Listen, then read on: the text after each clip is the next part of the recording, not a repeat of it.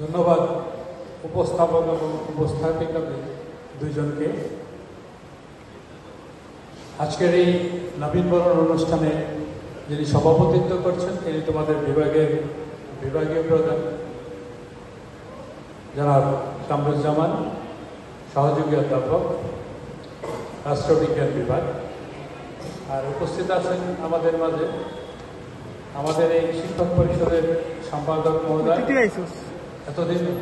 এতক্ষণ উপস্থিত ছিল তোমাদের মাঝে এই কলেজের সম্মানিত উপাধ্যক্ষ মহোদয়, সামনে উপবিষ্ট আমার সম্মানিত